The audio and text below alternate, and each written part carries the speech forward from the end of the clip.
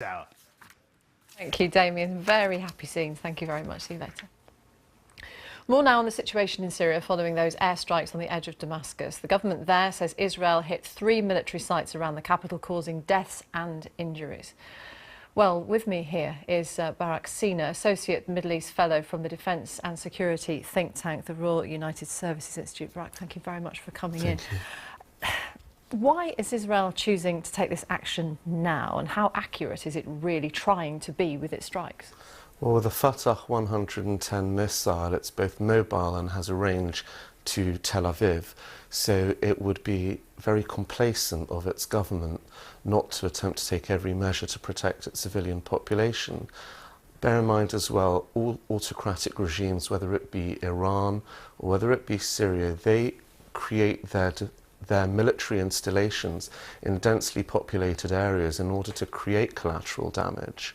So in the past, Israel's had quite a remarkable degree of success in its accuracy of interpreting intelligence, whether it be targeting Hamas or Hezbollah infrastructure, the Syrian nuclear reactor in 2007, which America was much more reticent to engage in because they were more conservative in their intelligence estimates, especially after the 2003 war in Iraq. Israel was right and America was wrong.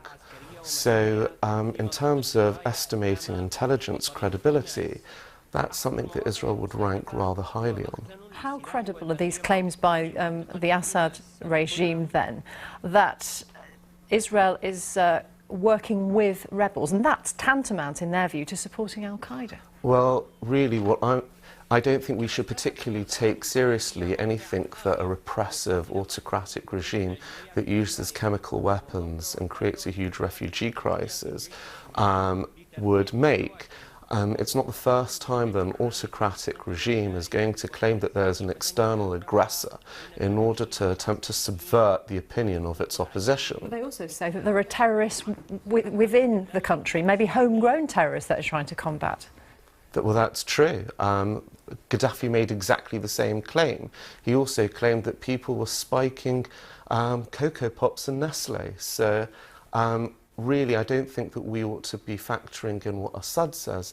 I think we need to be factoring in what our own intelligence services are saying, not only Israel's. Now, Syria is saying that this opens the door to all sorts of possibilities. With a statement like that, how will the international community be compelled to act, given that some of those possibilities will create a much wider regional conflict? I think that irrespective of Israel's statements, the wider international community feels compelled to act for multiple reasons. Number one is, if the status quo was intact and Iran and Syria was able to act with impunity, whether it be importing conventional weapons from Iran or taking chemical weapons, using chemical weapons against their civilians, then multiple things could happen. Hezbollah would be empowered, which America identifies as being game-changing. You'd be providing arms to a sub-state terrorist actor.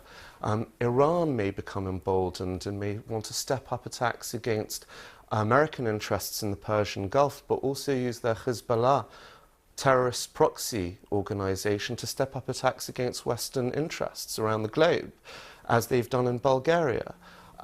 Jordan could be destabilised via demographic flows, refugee crisis into Jordan.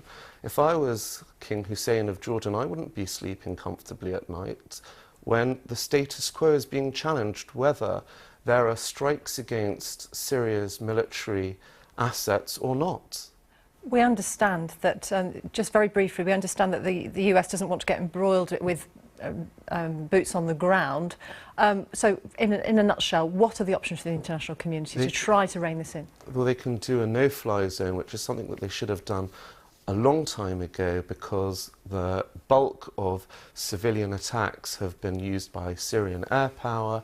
They could create a humanitarian corridor, as well as arm segments of the rebels that they identify as not being Islamist. Those are the three measures that should have been taken a long time ago. Barak from the Royal United Services Institute, thank you very much for your time. Thank you.